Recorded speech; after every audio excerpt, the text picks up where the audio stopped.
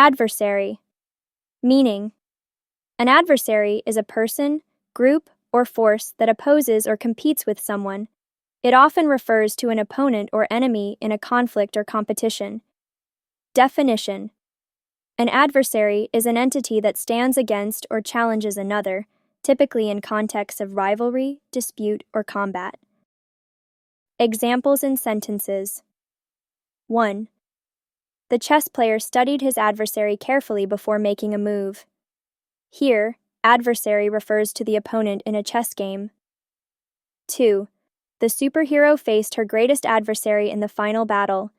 In this sentence, adversary means the enemy she fought against. Usage. Adversary is commonly used in competitive or combative situations. It can describe opponents in sports, arguments, or even fictional narratives. English practice.